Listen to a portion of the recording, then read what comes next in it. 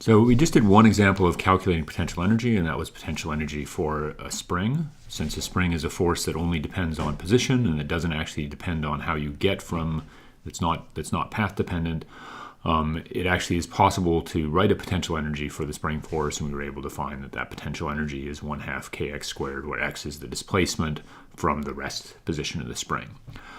Physically, a way to think about that is that it takes work to displace the mass from the equilibrium point to either stretch or compress the spring. So as you move the mass away from its equilibrium point, you're putting energy into the system in the form of this potential energy. So if you were actually to plot what the potential energy looks like as a function of position, right? Of course, a parabola looks like that. This is the origin point that we've defined where the potential energy is 0. Right? And so to move from that origin point, either to stretch the spring out or to compress the spring, requires that we actually store energy inside of that interaction. Now, a second sort of commonly used potential energy to think about is the gravitational potential energy. I'm sure you've previously seen the expression, the potential energy for gravity is mgh. Right, which comes about by exactly the same type of analysis, right? We think about defining the origin point as being sea level, and we ask the question, how much work does it take to take a mass from sea level up to some height? So we're going to integrate from, say, y = 0. We'll integrate from y = 0 to some final y value, and the gravitational force, of course, is minus mg in the j-hat direction.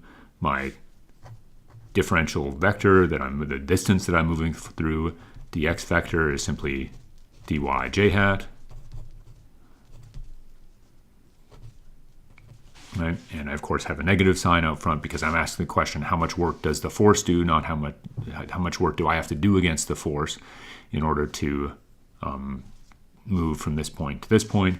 And so clearly the negative signs cancel, mg is a constant, and so I get the potential as a function of height as simply being mgy. So that's another example of potential energy that you've certainly seen before.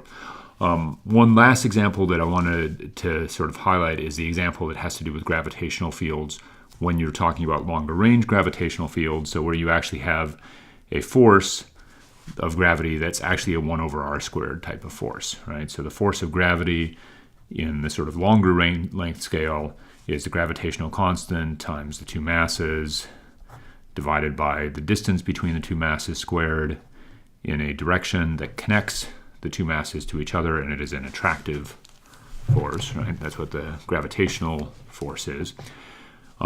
It's again a position-dependent force. It's a position-dependent force where you can get from one point to another, and the amount of work required is independent of path. So it is a conservative force, and we sort of qualitatively argued that. How do you think about potential energy for this?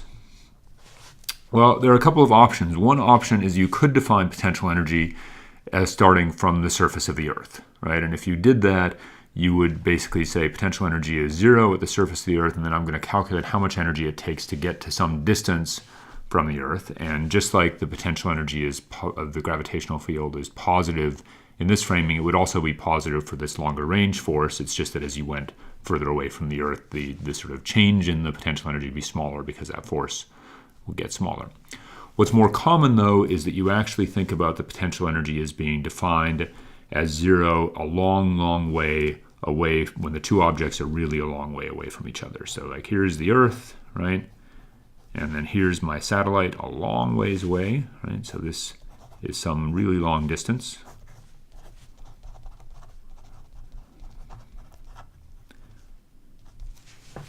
And I say that at this point, a really long ways away, this is the point that I say has 0 potential energy. That's my sort of sea level for potential energy when that's the convention for when I'm calculating gravitational potential energy.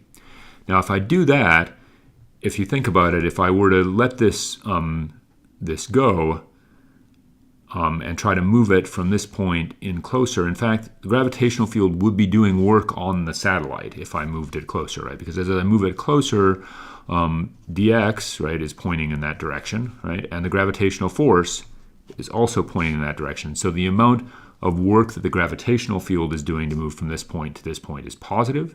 In other words, if this has zero potential energy, the potential energy here is less than zero, right?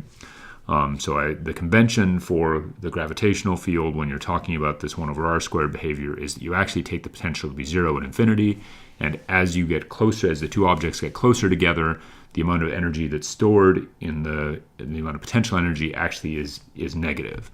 And that's a little bit funny to think about. I mean, negative energy, kinetic energy can't be negative, but potential energy actually can be negative, because ultimately what potential energy is defined as is just how much work it takes to get from some point that you define as the origin to some other point. In fact, potential energy in gravity can be negative even in the case of the Earth's surface, because of course I could dig a hole here, right? And the potential energy inside the hole would be negative. So when you actually do this calculation, and I'm not going to do the integral because every time I do the integral I'm going to make some kind of stupid mistake, but if I define my origin as being at infinity, the potential energy is minus g times m1 times m2 over r, where r is the distance between the two masses.